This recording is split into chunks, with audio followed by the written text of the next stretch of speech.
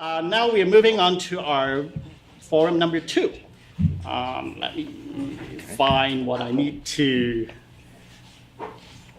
share with you right now. So basically, our forum number 2 is the teaching and learning of Cantonese language. We have, as you see, we have a different panel, different sets of speakers. Some of them, they are experts in learning Cantonese.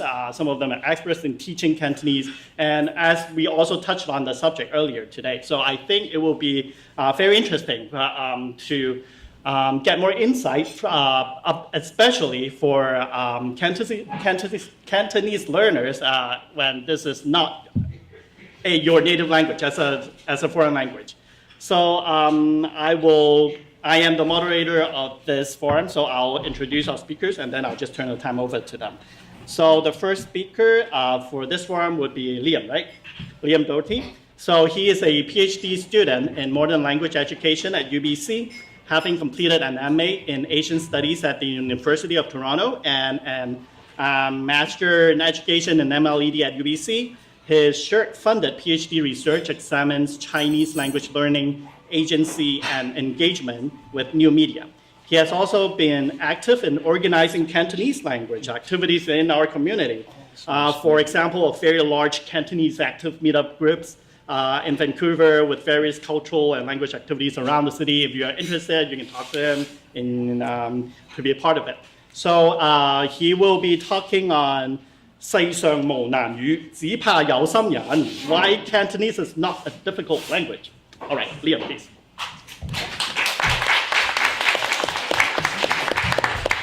Thanks very much. What if you find those slides on there? In the meantime, so I'm going to sit here. Yes, thanks. Sorry, not that mic. Not this one. Oh, That's the blue mic. Thank you get to use that And one. everybody hear me? Folks in the back? Is that okay? All right. Well, I'll just assume everyone can hear me. So I can see there's a lot of people here, and that's great. We have a second conference on the weekend you might be aware of, which is more linguistics oriented. Today, though, I'd like to take advantage of the fact that so many people are here and interested in Cantonese to encourage you to pursue that interest. And I'd like to address the number one thing I think that comes up when we talk about learning Cantonese, which is it's such a difficult language. This is the number one thing I hear all the time. So basically there are kind of interests in linguistics and education, and the two are related. But I found that there's some knowledge of linguistics that has crept into popular consciousness that affects the discussion about learning in Cantonese. Yes? Oh, sure. Okay. It's probably better to stand at the podium, I think. Sure. Speak into the mic. Speak into the mic, please. Maybe I can sit up there.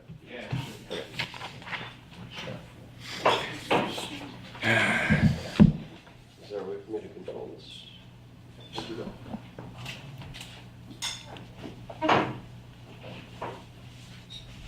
Can I advance the slides? There's a lot of them.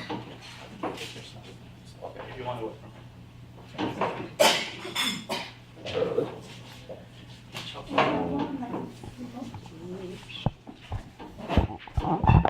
It's better that way you can see the slide otherwise. Okay. I don't actually see the slides, but okay. So there's a mirroring problem where I can't see the slides.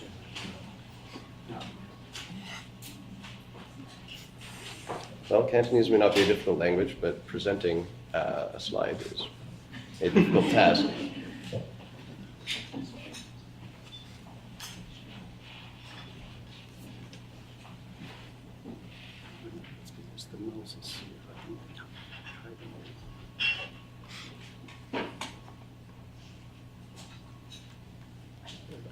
Okay, all right, great. So I think we're all set. Okay, so there's several different kinds of excuses that I hear when I hear people talk about why they can't learn Cantonese. It's such a difficult language, and like I said, there's some linguistic excuses. that have crept into people's understanding of why they can't learn a language. So I'll run through a couple of those because I find them really interesting from a linguistic perspective. There's also a couple of social excuses that people will make, and then there's kind of what I call category excuses that involve the way Cantonese is classified as a language. So I'll then generally talk about why I think Cantonese is actually not that difficult to learn at all. So linguistic excuses. There's an interesting expression you may be familiar with, a little knowledge is a dangerous thing. In Cantonese, there's a similar expression that involves bun tong sui, right? So a half pail of water. So what does a half pail of water do? It makes a loud noise, right? That's the important thing. In Mandarin, it's a bottle of vinegar, but in any case, so if you have a half pail of water, it just sloshes around, makes a lot of noise. And what happens is, if people have a little bit of linguistic understanding of languages and so on, then it can sometimes backfire. It can be counterproductive when it comes to them seeking out to learn a language as they try to apply the knowledge that they've learned.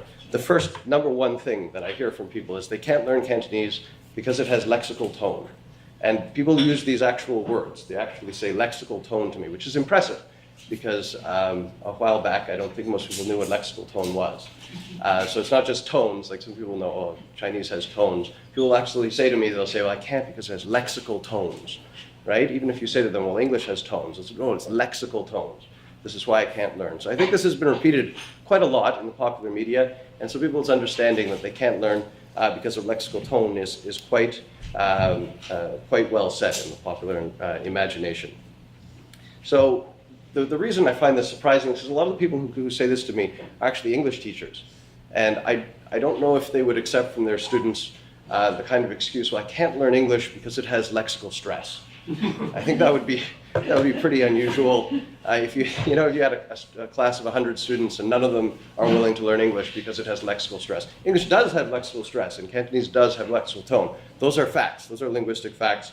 But of course, linguists are involved in the process of describing language, and educators, language educators are involved in teaching language, and those are slightly different tasks. Right? So when we describe languages, there are a lot of issues in terms of languages that are interesting to linguists that aren't necessarily relevant to language learning. I think this is one of those things. It's not a reason to not learn a language that it has some system like lexical tone or lexical stress. It is a fact that in English, we distinguish words based on stress the way they distinguish words based on tone in Chinese. That is a fact. A paper bag and a paper bag are two different things. To record and a record are two different things. We distinguish words the same way Chinese distinguishes words based on tone. It's not magic. It's also not, it shouldn't be the main reason you learn or don't learn a language. So the next thing that I hear a lot is, people say, I can't learn because there's all these formal expressions, singyu, and all these things that you need to learn or memorize. This doesn't really hold water, I don't think. Every language has these. There are phrasal verbs in English. I don't think anybody would accept the excuse you can't learn English because there are phrasal verbs. You can pick up, you can pick on, you can pick over, pick through. There are various kinds of terms you have to learn in any given language. That doesn't make it particularly special. Another big one is Chinese characters. I can't learn Chinese because Chinese characters are hard to write. And of course, you can say, well, English words are hard to spell, but that's not an excuse for not learning English, right? These are particularly considering that most people, particularly if they're at the stage where they're wondering, should I or should I not learn a language? You're not writing essays at that point. There's very little need to write, or particularly by hand at this point in time. So what you should be worrying about is speaking the language and understanding the language. So are characters particularly hard to understand? Are they particularly hard to read? I don't think so. I think, in fact, evidence would show that there are many features of characters that make them easier to understand and to process for quick reading than other ways of writing. But that, in either case, is not a reason why Cantonese or any other language should be particularly hard. Then we have people who say, well, I can't learn Cantonese because they're sentence final particles, and there's more of them than even Mandarin. I think at that point, I think people are just making excuses. I think if you're not learning a language because there's sentence final particles, then there's no reason. I think you've convinced yourself that you're not going to learn for any reason at all. So those are some of the pseudo-linguistic excuses that I hear a lot. There are also social excuses. Nobody will talk to me, we'll say. I hear this a lot, particularly in Hong Kong. So I was just in Hong Kong actually last week, and I was speaking to a Korean friend who was talking about how they were trying to learn Cantonese, and it was really frustrating because nobody would speak to them. Now, they don't speak Cantonese, so that's the first problem.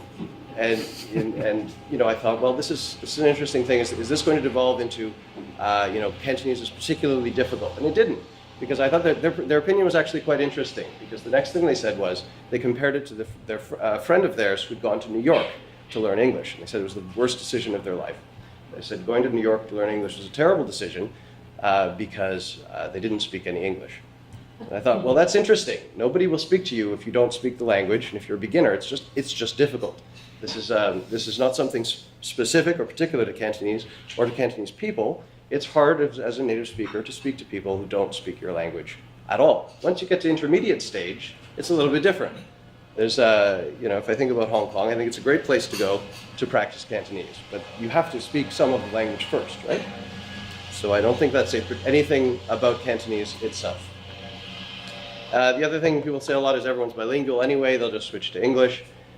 This is a situation you find a lot, again, with any particular language, but you do need to have people to speak it with. So you need to be able to have people who are willing to speak to you. So that's a consideration. I don't think that's particular to Cantonese, but it's particular to people's motivation, right? People need to be motivated to speak, and they need to have other people to talk to that are motivated to speak to them. So the third thing, a third type of excuse is a kind of category excuse. Cantonese is number X in some list I found of the most difficult languages in the world to learn. And that's one you hear a lot because there are a lot of such lists, right?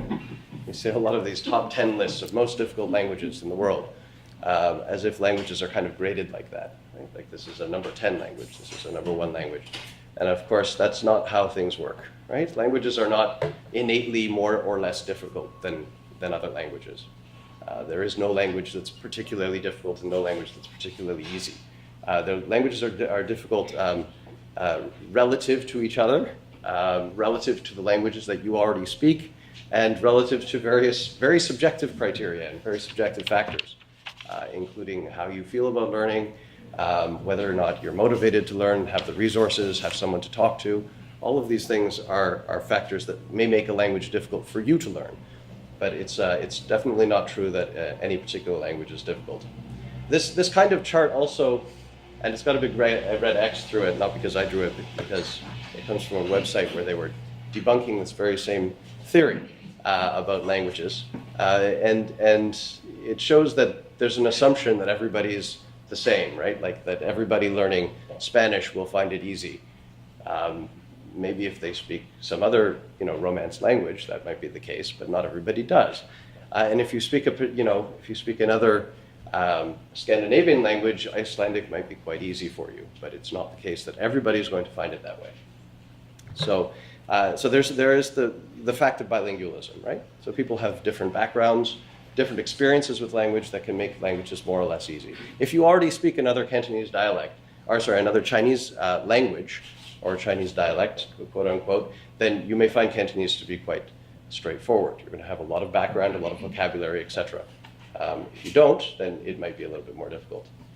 So here are the advantages, I think, that you have if you are setting out to learn Cantonese. So you should focus on the positive. Don't focus on all this, I think, are just excuses for not learning. There is a great abundance of resources for learning Cantonese. There's just a wealth of them, online and offline. Everything from movies, literature, as you saw in the last panel, music, dictionaries, of all sorts. Anything you really are interested in, there's something to do or watch, right? So you can watch a lifetime's worth of TV shows. You can, if you're interested in sport, there's more than enough material for you, comics, anything you want, all available in Cantonese. So there's loads of resources for you while you're learning. There are also lots of learning materials. So this is not something that you should underestimate. If you're dealing with a smaller language, we were just in an area where they speak Huipingese or Toisanese, which is under-resourced in terms of learning resources. And it makes a big, huge difference. You may have to go a long way to find some resources in the language, and in that case, you're going to have a hard time.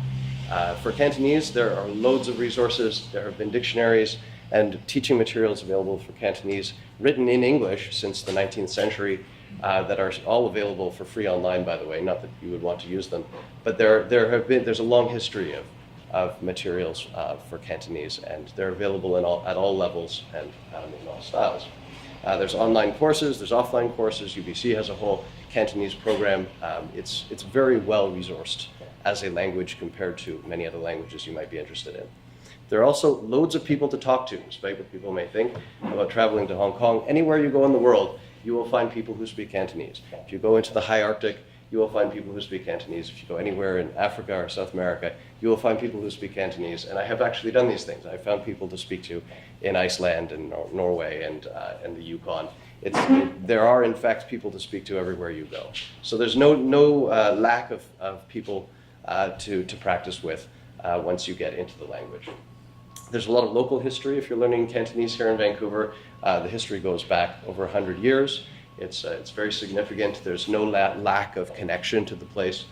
So we're in a very privileged position to be learning Cantonese here in Vancouver. There's also a thriving culture. Cantonese is a living language that is spoken by millions of people, and it's different than learning Latin. So it's a very different experience. If you're learning Cantonese, you have access to all of that culture. So what does all this mean? For adults, your biggest problem is not going to be that Cantonese has lexical tone. Your biggest problem is going to be that adults lack time. Adults do not have enough time to devote to learning languages. This is the main thing that I see people who are adults trying to learn languages failing on, is that they just don't have the time to devote to it. I cannot overestimate this enough. You need time. Children have lots of time. They have nothing else to do but learn language. They spend an entire year or two just sitting around, not even speaking, just listening. So most adults don't have the opportunity to do that. Most people have a few minutes here and there, a few times a week. It's just not enough. So that's going to be your major problem before tone ever comes into the equation. Your attitude and approach may be counterproductive. People often approach language learning with the kinds of excuses and attitudes that I outlined above, and I think that often tends to set them back. Right? If you approach language learning from the perspective that you cannot learn it, the language is already impossible to master, you're probably not going to have a good time. The third is awareness of resources. A lot of people don't know that Cantonese is such a richly resourced language. They're not aware that there are so many materials available either at their local library or through the university or online. So there's just awareness that those resources exist is the first step actually to having a better learning experience. For children, it's a little bit different. Children are it's very easy for children to pick up languages, as everybody knows, given the right environment. The major problem children deal with is not lexical tone at all. It's the fact that their parents are often not willing to speak the language with them at home. A lot of times that's due to some misconceptions about what bilingualism means, that it will impact their ability in the majority language, let's say English, somehow going to affect it. So these kinds of things can directly affect children's language learning at home. So it's not going to be their ability to learn, it's the fact that their parents may not even be encouraging them to learn at home. The other problem is education after they reach school age. So what happens once they start going to school, even if they already speak Cantonese, there's just not, like, where do they go after that? Right after school age, there may be a Cantonese daycare, but then there's no, like, where's the Cantonese grade 1, grade 2, right? You may have to rely on after school schools and weekend schools and so on and so forth, which may have varying levels of effectiveness. So that's a major problem, is upkeep, maintenance of the language. So those are the issues that children are going to face. So as a wrap up, Cantonese is not a difficult language to learn because, first of all, there's no such thing as a difficult language. Second of all, there are loads of resources available if you do want to learn the language. There are loads of people to speak with if you pick up a little bit of the language. There are a lot of formal and informal opportunities to learn, some of them right here at UBC, and most of the excuses that I listed above just don't hold water. So those are the reasons I think that Cantonese is not a difficult language to learn at all. I hope everyone will give it a try. Thanks very much.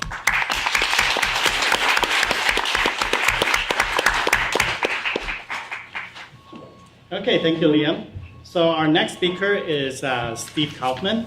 And I just have a very quick comment to make. Actually, I met Steve online by watching his YouTube. I don't know, maybe some of you have seen, lately there's like a movement of a lot of self-taught polyglot. They are very motivated to learn language, and actually Steve is one of the masters. So Steve grew up in the English-speaking area of Montreal, Canada. He's a graduate of the Institute of Political Studies in Paris, France, in 1966, and a former Canadian diplomat working as an assistant trade commissioner for the Canadian Foreign Trade Service. He was then assigned to Hong Kong in the 60s, right?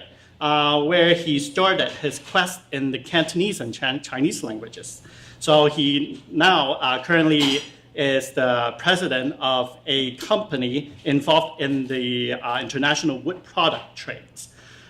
He is also a co-founder of an online language learning system. So with members from all over the world to help each other to learn up to 21 languages. And he himself is a polyglot of how many languages? 16, like dozens and dozens and dozens. So I will turn the time over to Steve.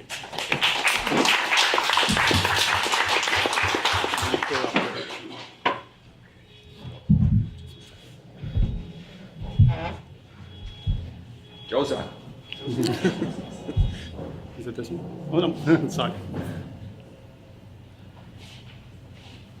Do you need to read from here? Actually, Can I click or how do I where's the advance? clicker?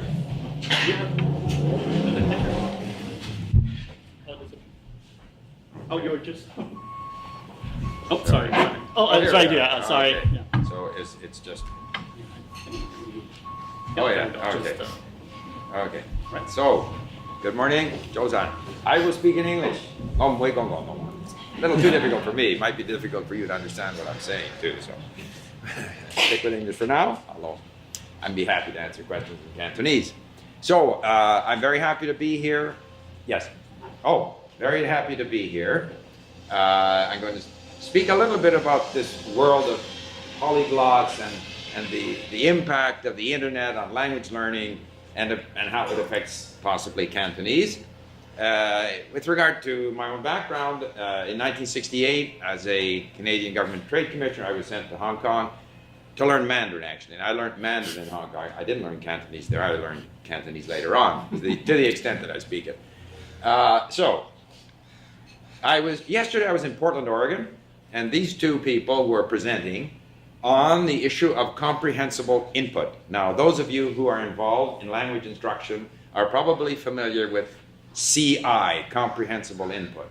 And the hypothesis, which has basically been defended and spread by Stephen Krashen, is that we learn languages from input. Much of the sort of instructional activity in classrooms, getting people to speak, paying attention to grammar, is, while not counterproductive, is not particularly important. What is important is comprehensible input, messages, things that you understand, and ideally things that you're interested in, okay? And that has certainly been my experience in learning languages. And I mean, it's hard to say because I don't really speak that well, but I can understand 16 or 17 languages, and I'm 72. I learned 9 of them since the age of 60. So any suggestion, speaking of myths, that the older people can't learn is simply not true. It comes back to attitude and time, basically. Benico Mason also was presenting on sort of a form. Now there are, within this sort of CI, comprehensible input, there are different streams. One of which is what she's a proponent of, which is what she calls story listening. So, and there were a whole bunch of teachers there, and I learned a lot about the different approaches to CI, comprehensible input-based teaching. But the basic premise is you need only to provide comprehensible input to people, and they will learn, and they will learn faster. And there's all kinds of research that shows that they will have better grammar and a better vocabulary and better comprehension than people who are taught in a traditional setting. Now, so again, as Raymond said, there's been a sort of a polyglot boom.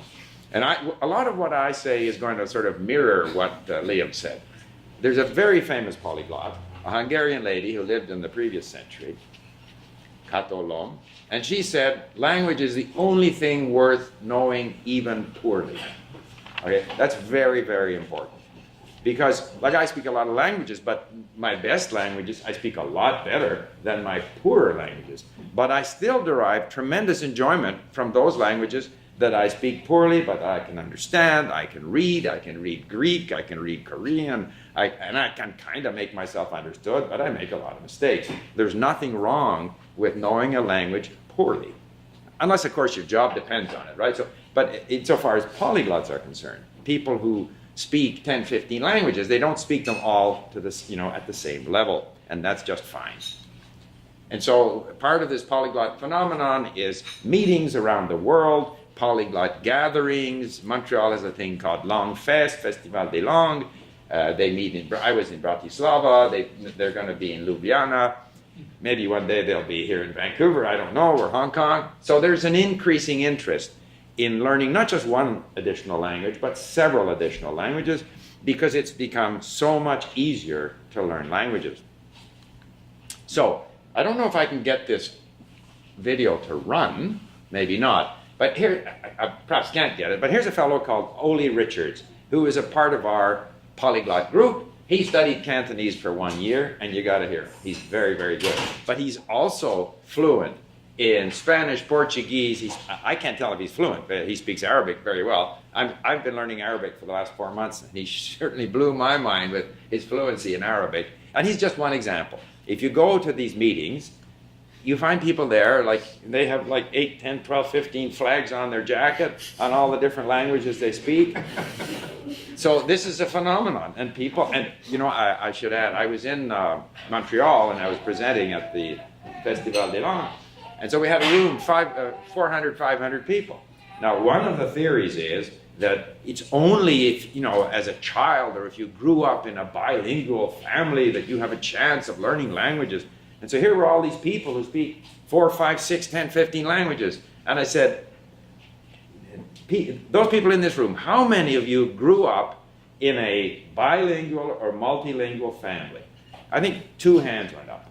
In other words, the majority of the people there grew up in a unilingual, probably English or French, family background, and yet they, because they wanted to, they speak 10, 12, 5, 4, 3, doesn't matter, lots of different languages. So, again, talking about where you learn languages, in '68 I was sent to Hong Kong because they had the Cultural Revolution in China, and if I went to Taiwan, the mainland Chinese wouldn't be too happy. So we ended up in Hong Kong, and in those days, 1968, no one spoke Mandarin. I mean, I had to go to the local northern restaurant to find someone to speak Mandarin. No one in the street spoke Mandarin. I spoke with my teachers. Conversely, I decided, I'd heard lots of Cantonese when I was in Hong Kong. And my wife, her father's Chinese, and so she's a fluent Cantonese speaker, but we never spoke Cantonese. We always spoke English. She went to English language school. So Cantonese, I heard it, I could say, but then I said, I gotta learn this language. So what happened, and again, it gets back to this, how difficult it is. I was a bit intimidated by the tones. So I never really made an effort to learn it. Like, I speak Mandarin, who needs Cantonese, plus it's difficult, 9 tones, forget it. So I was in Richmond, I was in a bookstore, and there was this, and I was looking at language books. So here's this language book, Learn Cantonese. So I pulled the book off the shelf and I start reading through it. And the person who wrote this book, he said 2 things that totally changed my attitude towards Cantonese. First of all, he says, there are tones in English. Okay, so, I had tones in Mandarin, but like 4 tones a lot easier than 9, right? And also, when it comes to how difficult the language is, the Cantonese speakers are the worst offenders. They tell you how difficult it is. Cantonese, much more difficult than Mandarin. Mandarin, that's nothing. Cantonese, and this is not unique because I lived in Japan for 9 years, and you can get in a conversation with a taxi driver. Oh, you speak Japanese very well. Japanese is the most difficult language in the world. And the Koreans say the same thing. The Poles say the same thing. So many people say this about their own language, as if they're trying to scare you away, you know. But anyway, so he said, you know, in English, we have tones. Okay? We have tones, we have calling, no, we have all kinds of tones, the same as they have in Cantonese. The only difference is, as you say, in Cantonese, the tones determine the meaning of the word. Whereas in English, the tones, with a few exceptions like record and record, generally speaking, the tones are used to imply different, you know, meanings within the sentence, the context, this kind of thing. And the second thing he said, which was revolutionary, he says, forget 9 tones. With 6, you're okay. So I thought, okay, it's not 4, but it's not 9. So 6, okay, I'm going to go for it. And so I think this is important. And getting back to what Kaufmann said, you know, so maybe with 9 tones, I'm not going to be the most sophisticated Cantonese speaker on the planet. I'm going to get them wrong anyway. So if I can go for 6 and hit 80% with 6 tones, you know, I'll be fine. And obviously with tones, at least that's been my experience. If you're away from the language, or if you try to pronounce a word in isolation, you're going to get the tone wrong. But if you are listening to the language and hearing it, and you're picking up on the intonation of the language, and you start to get these phrases coming out, they're going to come out tone correct a lot of the time. Again, based on input. And so my approach to learning any language, massive, massive input. For example, knowing that I'd probably be speaking Cantonese today, driving here, I turn on my Yatsamiling, you know, Wakefield, listen to some Cantonese, start to refresh the brain cells a little bit. So as long as you're learning your language based on a lot of input, you're going to be able to hang on to it, and you don't need to worry about all the little details, get a few things wrong. Any language, learn it improperly or poorly, it's still worth it. No, what happened? Okay, so language learning has changed. So I learn primarily today on my iPad. Today I'm learning Arabic. And we have our website, I learn it on my website. And I think it's kind of interesting because when I'm on my iPad, I think of the old Romans with their clay tablets and their stylus and writing stuff, right? And the stylus, I mean, that must be a pretty clumsy. For those days, it was pretty good, but if you compare that to the iPad, of course, you have the whole world. You have this massive availability of resources available on your iPad or iPhone. And of course, I go through the open reel tape recorder because that's what I use to learn Mandarin. So I sat in my little apartment in Hong Kong, and I couldn't carry the thing. I could only do that while I was at home.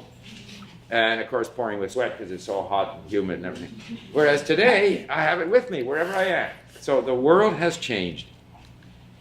And you mentioned resources, just for fun. I said, okay, if I Google Hong Kong podcast, because in all the languages that I learn, once I get past the beginning stage, I want authentic, interesting stuff to listen to. I go on, if I'm learning Polish, I'll go on and find an audiobook with corresponding ebook. I import the ebook into our website where I can learn all the words and phrases. I listen to the audiobook. It's interesting, whatever it is. It's a novel, it's Polish history. I'm learning Polish. I'm learning about Poland.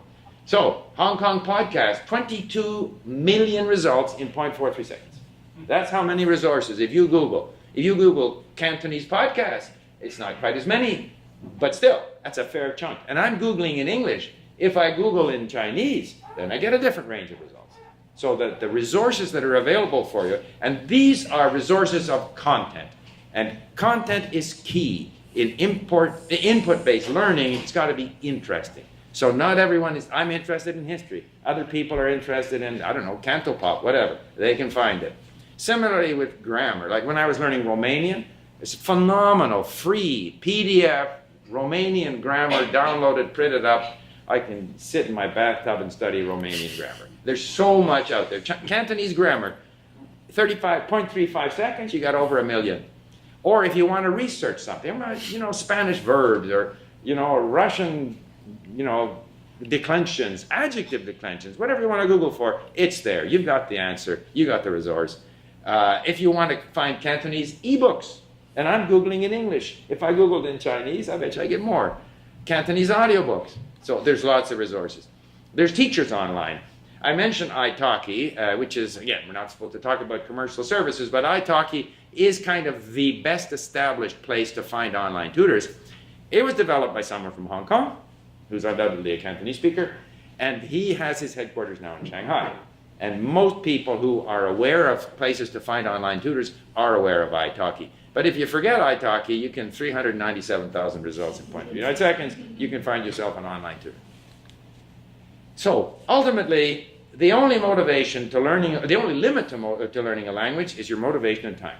Kato Lam, whom I mentioned earlier, had a formula. She said success in language learning is a function of your interest or motivation plus time divided by, and there she used the word inhibition, I would say other hindrances, your frustration, your inhibition, the kinds of things that Liam talked about, all of the negative stuff. So you have as much motivation as possible, spend as much time as possible, and you try to minimize all these negative thoughts that limit your ability to learn. And the same is true of Cantonese as a language. Like, I agree with you, it's a language. It has as many speakers as Italian, Korean, French, native speakers. It's spoken all over the world, so that the role of Cantonese, the interest of people in learning it, the importance of Cantonese as a language worldwide is not limited by geography, but only by the interests of speakers and learners. Thank you very much.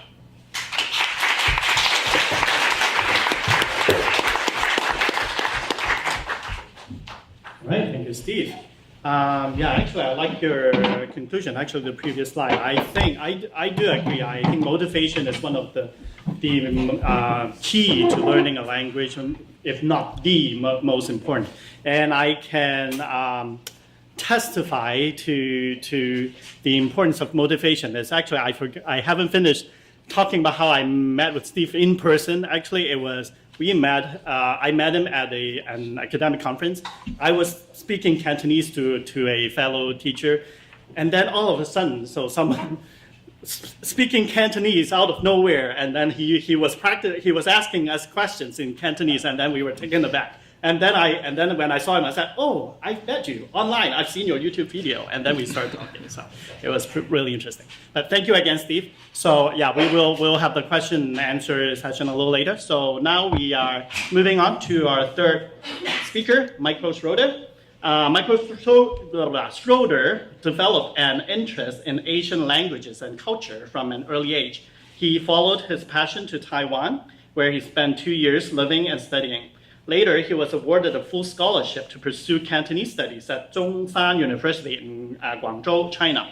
For the past 10 years, Michael has freelanced as an interpreter and translator. He currently works as a medical interpreter for the Provincial Health Services Authority and serves as a translator and interpreter at his church. Michael holds a Mandarin English interpretation and translation diploma from Simon Fraser University. So, Michael, please. Oh, and his topic will be learning Cantonese through immersion.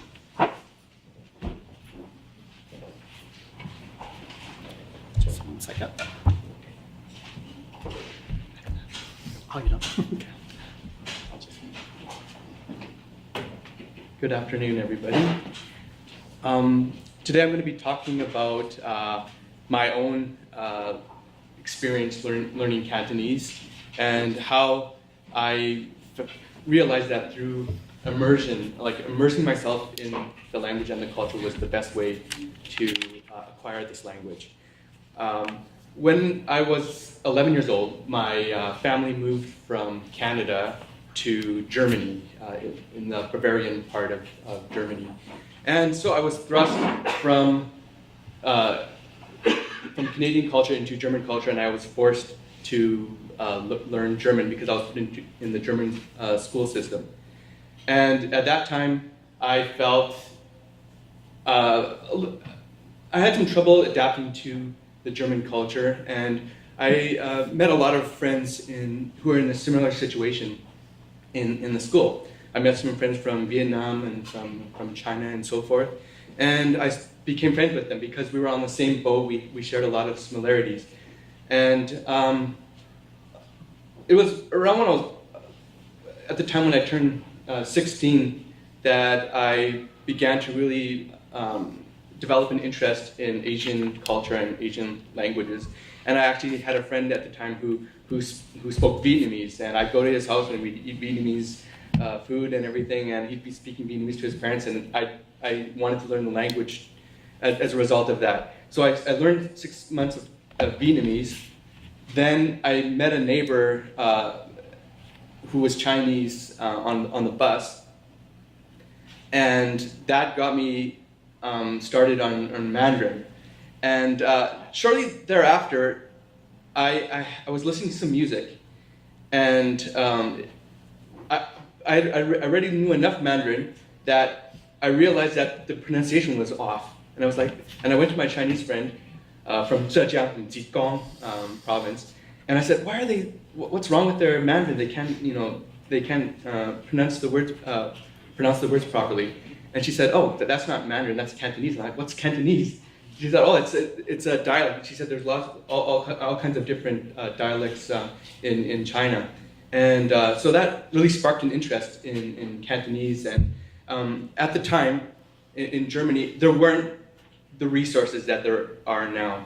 This goes back to 1995. The internet was just emerging. There weren't the resources that we have now. So basically, I met some friends from Hong Kong and from Guangdong province, and I made my own, my own romanization of Cantonese because I didn't have any resources at all. So I got my friends to pronounce the words in Cantonese, and then I wrote down my own romanization. And so that's basically how I got started. And then I would borrow Hong Kong dramas from them, and because I was learning about 30 characters a day, 30 Chinese characters a day. I was learning both simplified and traditional. So from the very beginning, I learned Mandarin and Cantonese, and simplified and traditional characters. I put about 8 hours. I had the time. Like Liam was saying, that you need a lot of time, and at the time in Germany, I had a lot of extra time that I could invest into learning Mandarin and Cantonese. And so I spent about 8 hours a day. I watched a lot of dramas. I got to the point where I could kind of keep up with the subtitles. But then another thing was, at the beginning when I was learning, started to learn Cantonese, I didn't realize that I thought it was exactly the same as Mandarin, and all you have to do is change all the like, if it says 你是谁, you just in Cantonese it says 你是谁, or 今天的天气很美丽, or 今天的天气很漂亮, or something like that. You say 今天的天气很漂亮, or something like that. And I didn't realize that it's totally different. Because back then, when I listened to music, it was basically using Mandarin, Mandarin words, except for Hergungi.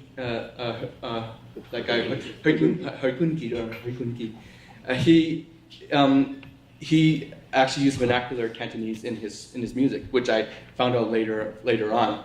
But so eventually, some of my friends from Hong Kong, they laughed at me. They thought it was really funny when I was trying to say everything using Mandarin grammar, and they told me, no, that's not how you speak Cantonese. And then they taught me the proper. They wrote down the characters in Cantonese, and that's kind of how that got me started learning Cantonese. And so I really developed a love for the Cantonese language. I find it's a very animate, very lively language, kind of like Italian when it comes to European language. It's a very lively and vibrant language, and I really began to develop a love for Cantonese. And it was around 1996 when I had my first opportunity to go to Hong Kong. And I went and checked out all the different bookstores and bought a lot of books on Cantonese, and that really helped me to improve my Cantonese. And another thing that really helped was I would just walk up to strangers on the street, and just start to strike up a conversation. In Germany at the time, there weren't a lot of Chinese people, and if you showed an interest in the language, they were very willing to teach, and I made a lot of friendships that way, and so there isn't really, like Liam said, there isn't really an excuse not to learn the language. If you show that you're truly interested in the language, people will take the time to become friends with you, and they'll help you out. And I remember I butchered the language at the beginning. I butchered the tones, and people would laugh a lot, but they would never make fun of me. But but they were very helpful in helping me to pick up the tones. And basically, it took a lot of repetition, just hours of repetition, repeating the tones, and until I could get them right. And both Mandarin and Cantonese. And eventually, I had an opportunity. There was a Mandarin speech contest back in 2001 at SFU, and I won first place in the competition, and I received a one-year scholarship to go to China, to any university of my choice. And because I was already fluent in Mandarin at the time, and I wanted something on paper to prove that I could speak Cantonese, so in terms of employment in the future. So I applied for a university. They wouldn't let me go to Hong Kong or Macau, which was actually where I wanted to go. So I ended up going to Zhongshan Daihao in Guangzhou. And so I was there for 1 year, did 1 year of Cantonese studies, and came back and pursued theological studies here in Canada. And eventually, about 2 years ago, I did a diploma at SFU, where I received a diploma in interpretation and translation. And I got a job working as a medical interpreter, which is a really funny thing because when Chinese patients see me, they always think I'm a doctor. They never believe that I'm an interpreter. And then they'll try to speak English with me. But then when they find out that I actually know all the medical terms in Cantonese and I'm very fluent, and they're really surprised and they're taken aback, and they won't try to force English on me. They'll naturally, of course there's a lot of patients who don't speak a word of English, and they have no choice but to speak Cantonese. But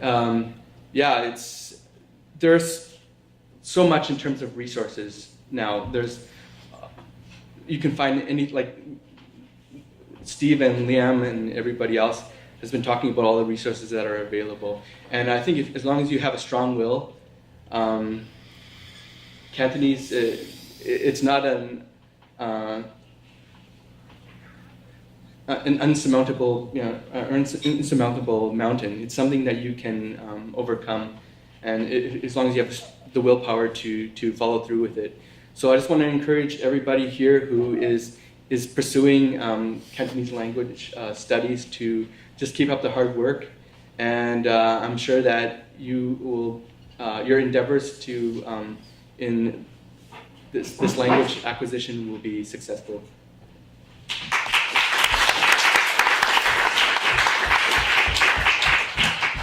Yeah, thank you very much, Michael.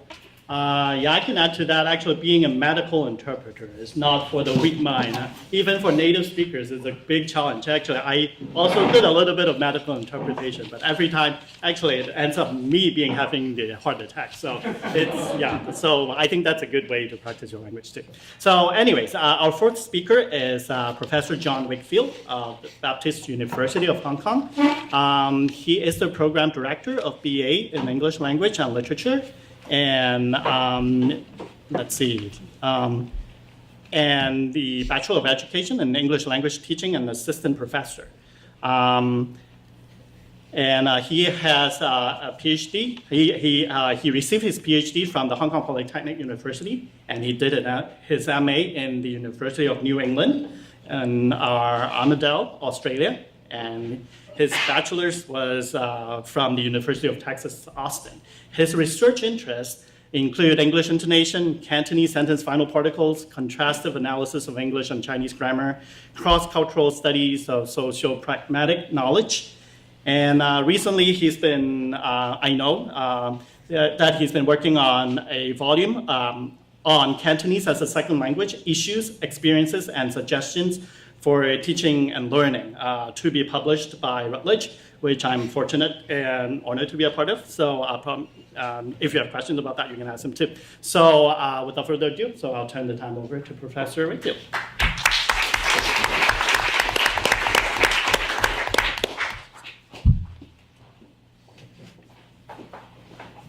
Okay, thank you, everybody. When Clement asked me to talk on, invited me to talk here today, I was asked to give a title and didn't have a lot of time to give the title. So this is the title, The Challenges of Reading and Writing Cantonese as a Second Language.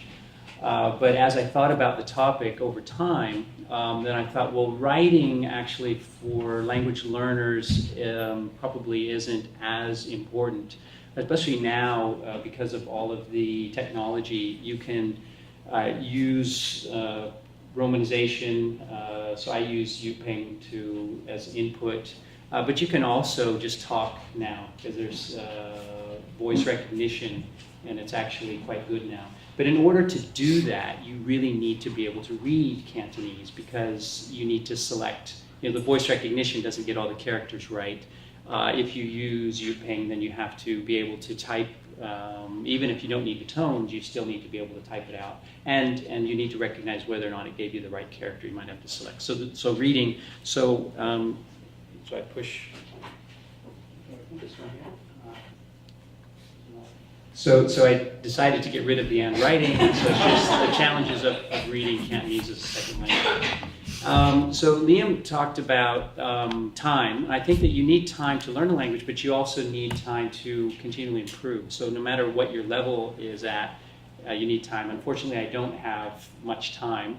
But then also talked about awareness. And what I'm going to talk about here is my idea of what sort of an ideal learning resource would be for learners of Cantonese who want to learn to read and use reading as a way of improving your knowledge of Cantonese. Because reading is a really good resource for increasing your vocabulary. And if you learn a language, say like Spanish, where pretty much everything is spelled the way it's said, and the written form is very similar to the way you speak, you can learn a lot reading novels, reading the newspaper, reading different resources. And so if you can read the language, it's a very good learning resource. The problem is, and that's been the topic so far today, is how different the writing is from the way you speak Cantonese. So I'm just going to talk a little bit about what I think would be an ideal resource, but maybe my awareness is lacking as well. So maybe these resources exist. We'll see. So there's some complicating factors with learning Chinese. So of course one is the lack of phonemic information in Chinese characters, but that's not unique to Cantonese. So any of the Chinese languages, you don't really have the phonemic, the information isn't there in the characters. You need to recognize the character and then know how to pronounce it. So that is sort of, I use that as an excuse. Liam won't like that, but I say that I didn't realize that Cantonese was not a difficult language. I'm glad to hear that. But I do find that reading is a real challenge for me. There's also a use of non-colloquial language in writing. So for example, you have abbreviated forms. So it's, instead of saying yiking, you might just have yi in an abbreviated form, or gang instead of ganga. Formal forms, bun. I know that normally it wouldn't translate as legal, but I have an example later that I think might translate as that. Maybe it translated as more as like, my or something. Written only forms, so preposition like joy or you, in colloquial it would be hai, and then ka, colloquial would be tong or tomai. And often, again, you have the abbreviated form. But in spoken, you can use the abbreviated form as well. So that's, and this gets back to what Dana and Matt were asking questions about. How much of the written form is not necessarily not Cantonese, but just maybe a more formal way of saying something. And I think that in the minds of native Cantonese speakers who have been educated in Hong Kong, for example, they learn to read standard written Chinese, but then also will be aware and be able to read colloquial Cantonese. And there's so much writing that's a mix. And they just so subconsciously, naturally, they don't seem to be bothered at all by this mix.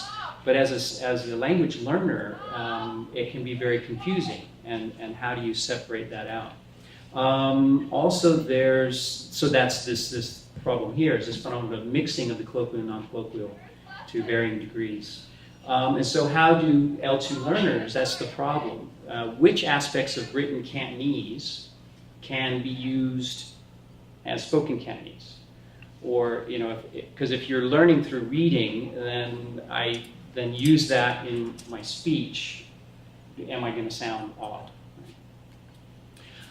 There's a paper by Sherding Xu, Tim Shi, and he talks about what he calls Hong Kong written Chinese. And he says this is written Chinese that's supposed to be a standard written Chinese, but it actually has some elements of Cantonese in it. But the people who are writing it are thinking of it as standard written Chinese. So like government speeches, for example, it's been influenced by Cantonese, and so it's not really standard written Chinese. So you got that at one end. I mean, and then further you could go and you have standard written Chinese.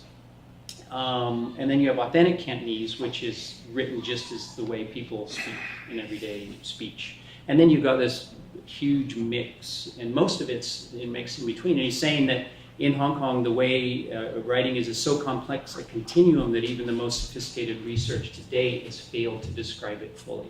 So it's a difficult situation for language learners, but again, the native speakers seem to have no trouble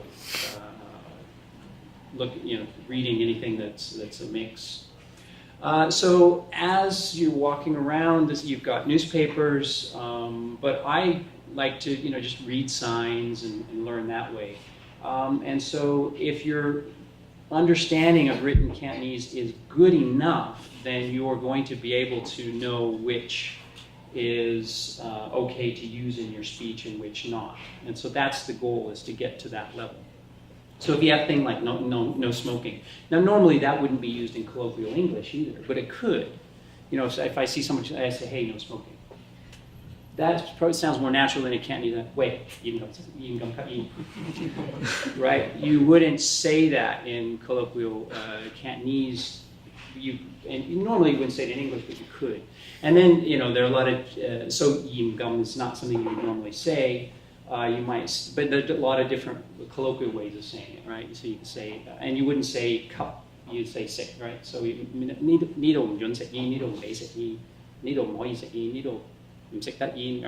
say it in a lot of different ways. So you need to know those, but you also need to know what up there is not, normally spoken.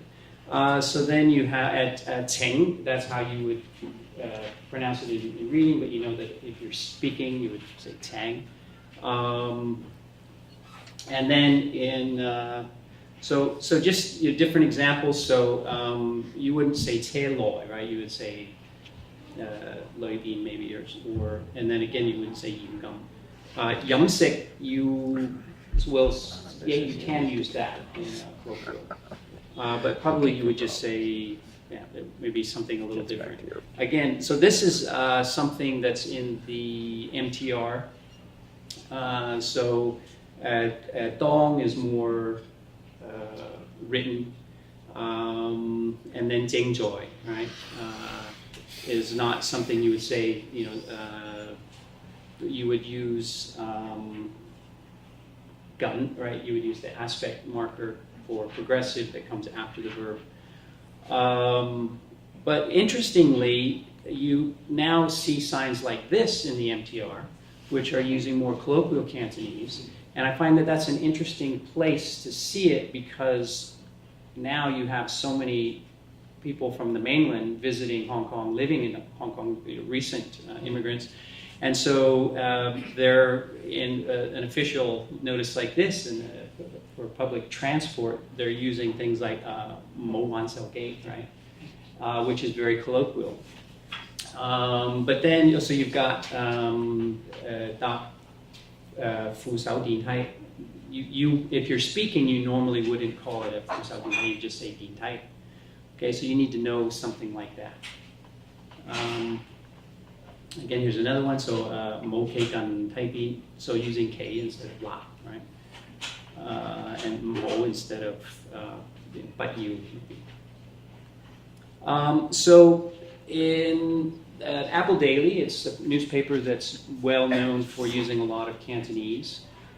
The entertainment section is especially supposed to use a lot of colloquial. So this comes from the entertainment section. But still, in this, you see elements that you wouldn't use in daily spoken Cantonese. So how can a learner, read stuff like this and then be able to decipher, what can I use in my spoken Cantonese? So what I was thinking, it would be really nice to have some sort of maybe digital something that you could use on the computer.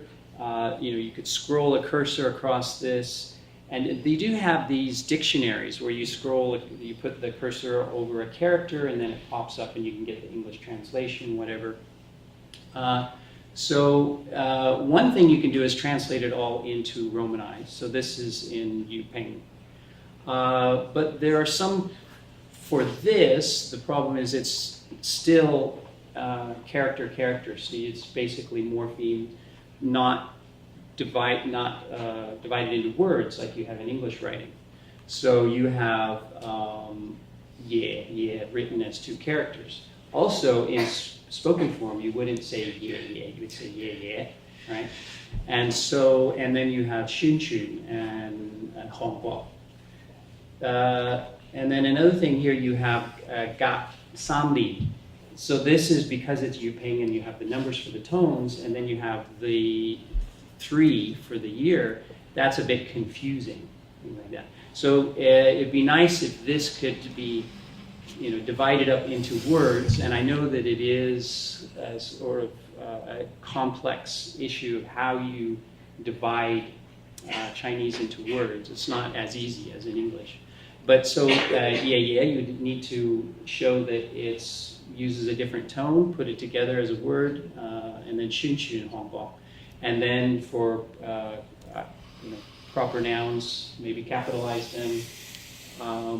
And then have the number so that's easier to read as ga samling rather than the 3 there. So that's for reading. But if you're looking at the characters themselves, so here I've circled a couple of things in blue. Also, you've got ge, which is Cantonese only, right? So that's colloquial. Then you've got saobo, which is something that you would say. That's not Cantonese only. But I put that in blue because that's in contrast with, over here you have saobo. Over here you have saobo, and you wouldn't say that, you would say daepo, right? So, but the saobo, that you wouldn't say daepo, right? So again, this is kind of how do you let a learner know that what is used where. So things like cup and gung is an abbreviated form. You wouldn't say that. You would say ganga, man yeman. So and then which of these are what things in it. So if you were to read all of the rest, would that sound natural to speak that way, or would it sound too formal? So some kind of learning resource that can let a learner know that. So to consciously learn what native speakers who have been educated and learned and can read all these different mixtures of Cantonese just do naturally and kind of know at a subconscious level.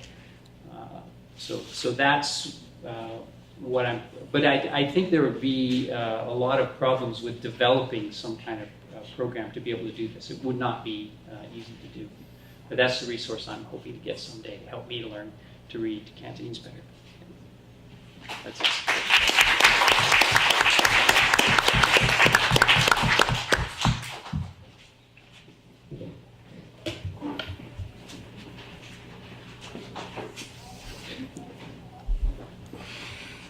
All right, thank you, John. So our final speaker on this panel will be Dr. Christine Wong. And let me cover information first. Okay, Dr. Christine Wong is an independent consultant and educator supporting Chinese culture education and promoting intercultural communication. She established the TOC Education and Resources in 2002. A Chinese program, 學師中文課程, was one of her major works to coordinate Chinese language and culture classes for both kids and adults. From 2002 to 2014, she continues her cultural and education projects these years and currently works on Leave Behind, Leave L-E-A-F, right? As an L-E-A-F, and Walk Chinatown. She also enjoys various aspects of tea, photography, reading, and writing. And she teaches Cantonese level 1 through 4, learn Cantonese via Hong Kong Pop Culture at Langara College, continuing studies. So, Christine Wong. And her topic will be the use of theme-based approach in teaching Cantonese.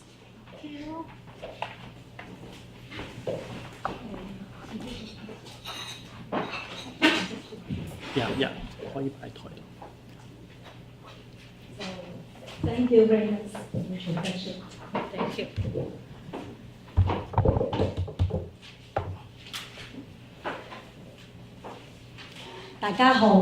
Hi, everybody. 食咗飯未啊？未。Have you eaten yet? 食咗飯未啊？ It's a very common and just to in Cantonese. Have you eaten yet? That's how are you, right? 肚餓嗎？ You haven't eaten, so a little bit hungry. So I will not make my presentation very long and try to make it appropriate. Yes, how to make it appropriate, just like learning. But anyway, I want to start off with a question for you. By show of hands, right? How many of you have put in time and effort into learning Cantonese here? And how many of you have put in time and effort into teaching Cantonese? Thank you. So, okay. For me, I'm a teacher. I'm teaching Cantonese. But at the same time, the more I teach, the longer I teach. I found myself as a student as well. So this is why I put up my hands twice. Now, in the upcoming 10 minutes, I will share my story, my experience in teaching Cantonese, and I'm looking forward to your inputs as well, because I'm trying this way to teach Cantonese in the community and in the private class, and find it's very fun for me. And for my students, they told me it's fun and practical as well. I'm not sure if this is okay, so I'm just looking forward to your reply and your response. Now, actually, for 20 years, I've been teaching Cantonese in Vancouver, in person and online. And I began my teaching in a weekday after-school Chinese program. Do you know this kind of after-school program? Yeah, and some are held on weekday and some are held on Saturday. And then I set up a Chinese program and focused on a small class in 2002. And after 13 years, I switched my attention more on helping the adult learners. And while being a private instructor, I joined the continuing education at Dengara College in 2015. And who are my students at the continuing education? You know what? Whenever they come for the first class, I like to ask them, why you come here to learn Cantonese? And I did not make any formal survey or research on that, but I can tell you, whenever I jot down the notes, I give you some percentages for your reference. About 40% of them are for family. They come to learn Cantonese because maybe they are the second or third generation of the Chinese immigrants. They come to learn Cantonese to communicate with their Cantonese seniors at home. Or because of their other half, their husband or wife, so they want to learn Cantonese to communicate with the families of their wife or husband. Now, second group, another 20% is for social. That is, they want to learn Cantonese to communicate with their Cantonese friends. Another 20% is for work, because in Vancouver, you know, there's so many Cantonese, and then they need to learn Cantonese, this language, for the work, for the customer or for the trade. Now, the last 20% is for interest. That means they like or admire Cantonese culture. Not a big number of students of these 20% come to me and say that, Christine, I signed a Cantonese course because I love dim sum. I want to order not just hagao siu mai.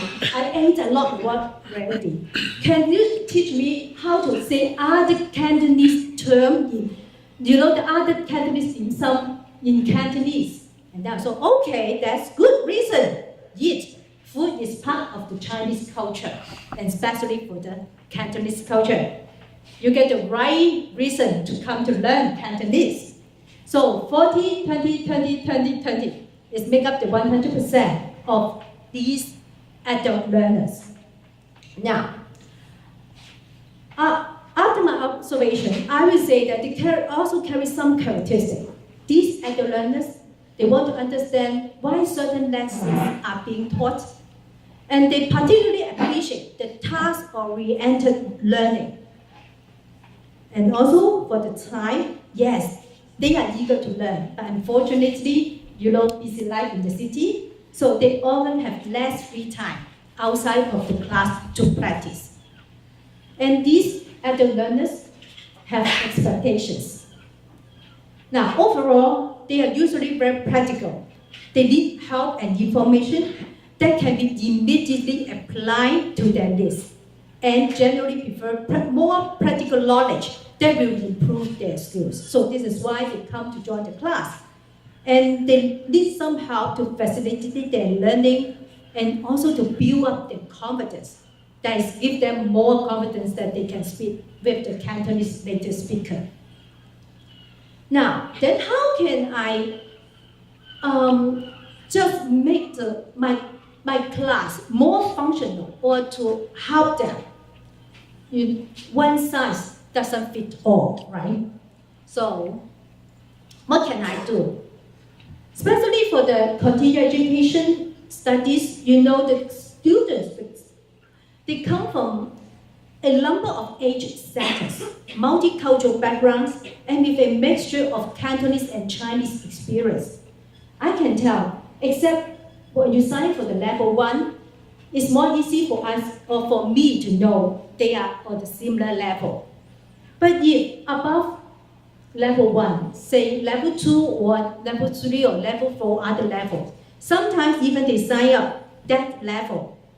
Maybe they are beyond the levels because they have some support from their family already. So as an instructor like me, it's very hard or very challenging to give them just everything the same. So how to make my classes flexible and meet their needs is always a big question for me. The issue is a complex one, but I have to address, I have to find out the reason. I have to find out how I can help them. I have to find out the solution. And finally, I employ the theme-based instruction. the TPI. This one is not new in pedagogy. It's I think, in many ways of teaching that the people use this theme-based instruction. But for me, now I employ this theme-based instruction because I think it's a form of language teaching, and it can help me to structure a course around theme or topics. And then it can serve the multiple interests of the students in one classroom. And I'm going to share one of my samples with you, how I run the class with the theme base. Then it will go to these samples. But before that, would you please go back to here? Now, and I think this is slide 5, yes. The theme base, and then the next one, this one. Now, in my theme-based instruction, I will set up the theme first. Now, I say actually it's not only me. I will have a number of themes in my mind first, and then I will discuss with the students, and then we'll design the final direction of the theme, so that I will encourage the student to give me the input. Say, shopping is our theme. And then I will ask, is it the right direction? Or is it the topic you are interested to go for this term? If they say yes, and then I will go for that. And then, with this, around this theme, I will keep 4 components in mind to put the vocabulary building, grammar learning, communication skills, and also the cultural understanding. And around these 4 components, I will build up the associated activities. And finally, wrap up with the project. And this is how I build up my 10-week course at the continuing education department. So next slide is showing one of the examples that I'm doing with the level 2 students. And then in that level, I set up 10 weeks, there's a 10-week course. So in the 10-week course, the theme is around shopping, and then I found that they are interested in shop or go to the bakery. So we spent 2 weeks in talking about how to buy or how to shop in the bakery. How to say the BBQ bun, char siu bao. Oh no, Christine, I like to eat the curry beef bun, cà lê ngầu dọc bao, right? And also, okay, what kind of other buns you like to eat? And then they will give the input. But as a teacher, I will prepare at least 10 items for them to learn on that term. Now, in that moment, not just limited to 10 buns. I always ask the students, what are the ones you want to learn? Very interesting. Every time, come with something out of my expectation. It's fun. I give you an example, just like last term. I never think that they will give me this. Oh, Christine, how to say Chinese donuts? Those who know Cantonese, what is Chinese donut? Yao Jia Guai. Okay. And okay. Then I just put it Yao Jia Guai. And then one Korean student asked me how to say wife pastry. Wife pastry. Oh, what is it? 老婆餅. Now, again, not limited at that, because they are already level 2. Because in my plan, yes, teacher has a plan. In my plan, I would like to add some classifiers in this level. Because in level 1, they learn Go and Z. In this level, they have to move on, not just there. But you know what? If I just let them know for the whole term, please study classifier, it's very boring, right? So I try to match the vocabulary and also the language skill with the theme. When the Korean student told me that he wants to learn the wife pastry, I asked him, how many wives you want? He said 1 dozen. Okay, let's learn. Yatta. Right. And then I say, yatta too expensive. How about half dozen? Bunda.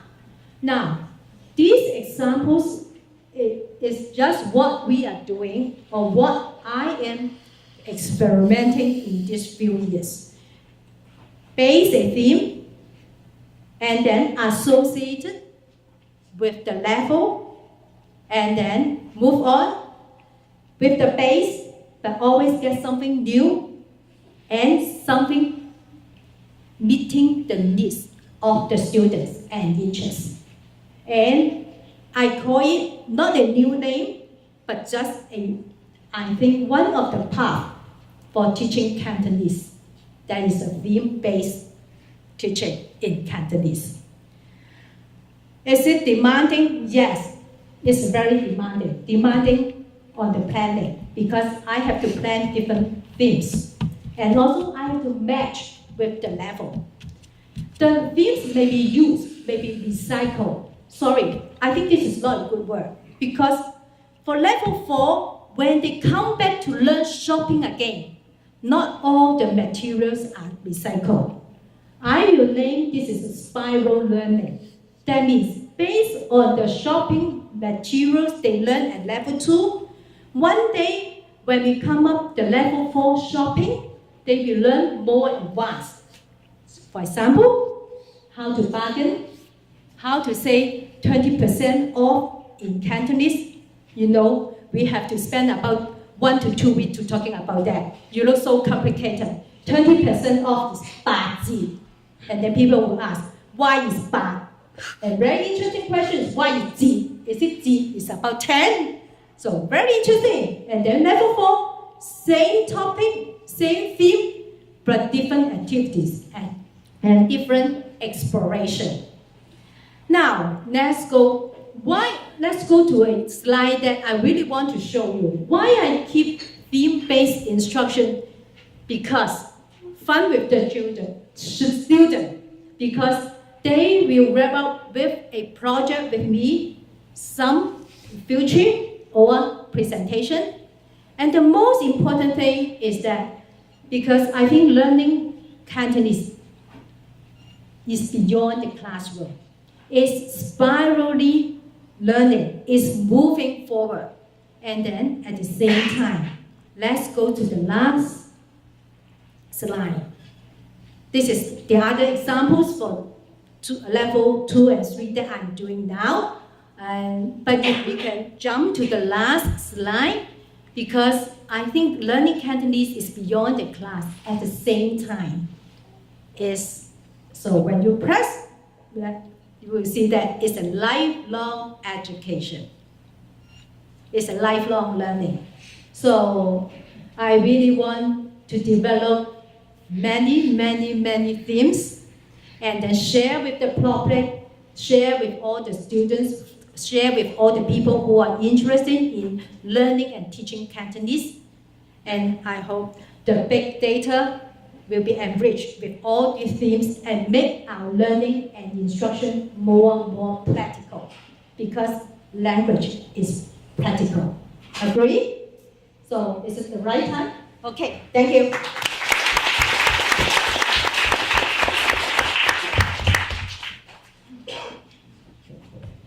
Right, thank you, Dr. Wong. Thank you, Christine.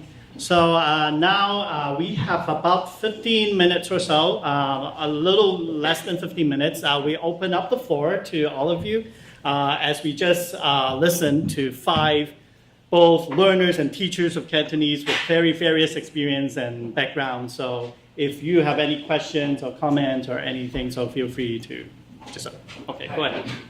I have a question for Dr. Wakefield. So I've just been thinking about like what you brought up this whole time, and kind of like whether looking at the different kind of teachers, whether or not native speakers themselves are kind of aware of the registers that they're using to the degree that it's necessary for school learners to kind of learn it in a very systematized kind of manner, right?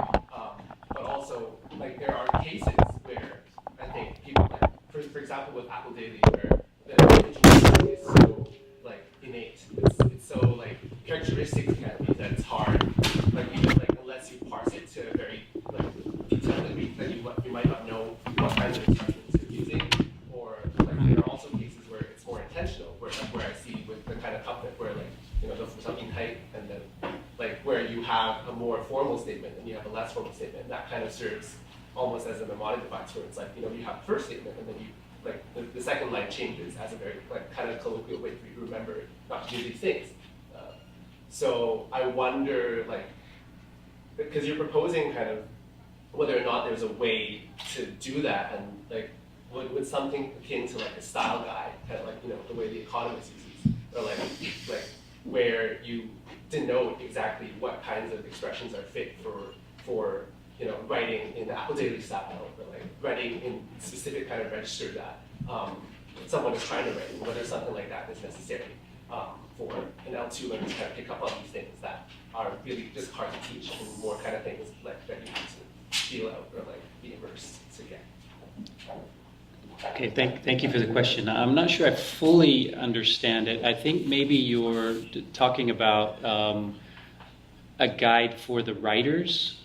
You said a register guide? Yes. And because what I'm thinking of is not a guide for the writers. So you talked about how aware Cantonese speakers and readers are themselves. I think they're aware because they know what is appropriate to say in what context. So they're aware of these different registers.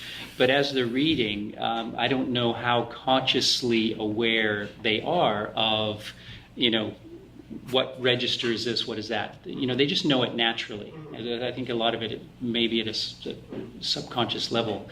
I'm thinking more from the perspective of the learner, some sort of resource that could be used to tell you. So you put a cursor across a character and then it tells you, is this a word or is this just a character by itself? And what register is it? Is this only used in written, is this standard written Chinese? Is this only colloquial Cantonese? Is this, what kind of register? So just something, and I'm thinking of this rather than writing textbooks. You could do it in a textbook to teach the same thing, but that's limited to what's put in the textbook. Whereas if it's a computer resource, then I can read whatever I want and then just click on the various characters and learn where does this belong, this word belong. And it would be very difficult to create this and to have it explain and ideally provide maybe one or two examples of its use in what kind of context it would be used in. I'm not sure if that answers. I'd just like to add a comment. I think we shouldn't overestimate the ability of learners to gain any benefit from explanation. Okay, and I'll tell you what I mean by that. And we shouldn't underestimate the ability of learners to pick up on these things if they get enough input. No. So, and nor is this unique to Cantonese because it's exactly the same in Mandarin, and there are differences in Korean and Japanese. So in Japanese, which I speak quite well, I've never had an explanation of the different registers, as they call them, but I naturally can do it because I've done it so often. In Korean, I've read umpteen explanations of the different forms and when they're appropriate. It has very little impact on me. Until I get enough exposure to Korean, I will simply not be able to do it. So I think that's important. A, it's not unique to Cantonese. B, with enough input, you'll pick up on it anyway. And C, we're relatively immune, my experience, to a lot of these explanations. They just go in one ear and out the other, and we forget them. Okay. Any other questions? Hi. Oh, yeah. Yeah, no, I just wanted to respond because since you did ask for the existence of a resource, I think you might want to look into pop-up dictionaries. There are a whole bunch of different ones that do some of what you're looking for. Mm-hmm. They're not exactly tailored to discriminating registers for learners, but you might be able to get a lot of the same benefit by looking at, say, Golden Dict, for instance, like is an example of something where you can plug in any number of dictionaries, like a Cantonese dictionary, for instance, and have it pop up as you either select words on the page or as you hover over them, or you can configure it any different way. And that would tell you whether or not it's a composed character or if it's a single character. So you'd get that, and it would give you a list of Cantonese results if it was a Cantonese character, and, as well as a reading if it was a standard character. So there are resources that do part of what you're looking for, I think. Thank you. That would definitely help with what you're trying to do, which is increase proficiency with reading, right? And Thank I you. know that Lee and yourself, you are developing a lot of like online resources, apps, and online, right? And yeah, new technology and resources are being developed like daily. Okay, second question. This question is for Dr. Christine. I've been volunteering to teach Cantonese to for 2 years, and like you as well, I've encountered so many difficulties in explaining what things are in Cantonese. So I feel like there are some stuff that make the speaker think, oh, it's arbitrary, we just speak like this. But a lot of times there's actually a linguistic explanation about these things. So for example, you said the word "tea," nothing's being broken. So why do we use this word to make this count? Or let's say nose is base, or knees is ball. So what does it have to do with the word brother, ball? Is it arbitrary? Or do we just use this word for the sound? How I find it hard to train my student to notice these things and find the answer. And if you encounter these interesting phenomena, how do you find the answer for that? How do I find the answer? Yeah. How do you explain to your student? Okay, thank you for your question. It's a very interesting question because Cantonese itself is very interesting. Right. But I have to say that when I explain something, especially the characters or the term, I will go back to the cultural aspect or cultural perspective. But I will put it, in Chinese we have the word is 深入淺出. That means something is very deep, but we try to explain or elaborate it in an appropriate, simply understandable perspective. So when you ask me, just like 膝頭哥, yeah, it's the li, right? So, but in written form, we say 膝蓋, right? Or the Mandarin, right? So, but for the 頭, because when we're talking about the body part, the joint, just like 膊頭, also have the 頭. 膝頭 is also the 頭. All the joints for our body part related with the 頭. You know why is it? Why it comes with the 頭? Any idea? Yes? 係因為嗰啲骨頭裏邊個形狀係好似個頂帽咁。Yes. It's kind of maybe rounded in shape. So several parts, not all. Just like the knee, 膝頭 is round, just like round as our head, and then the joint, 頭, right? Now then, I will use this kind of example to elaborate. So if you ask me how to find it, then we have to go back to history to read the books. There's no one resource, one-stop service for it. Maybe we need to do more online or more technology to get all this information together. But I think Cantonese has a long history. When we say something, the terms or the words, actually, it can go back to the history or the poem and even the literature. We can find out the answer. Right. Let's do one more question. Before we go to lunch. Any? Actually, oh, sorry. Go ahead. I don't really have a question. I just have something that I would like to share. I'm very interested in writing in Cantonese, and my research work at UBC before, actually, I came across a lot of writings in Cantonese back in the 20th century. So when Dr. Wakefield, your presentation, talked about the writing of Ge, Kaufmann, and all those colloquial expressions, they're not unfamiliar to me. And then I found that actually, I have the connections to connect all these historical writings to the current writings. And I found that before, I think all these colloquial expressions are more limited to the personal level, because when I came across all of these expressions, they're all in like personal letters or personal papers, but not really to today's more like out in the public, and also we should be able to share on the internet. But I just found that it's very nice to come across, to learn that it's coming back, because growing up in Hong Kong, just like what you guys talk about, you will be taught with all these like formal Chinese writing and reading, but it's not really to your native language like Cantonese, writing in Cantonese.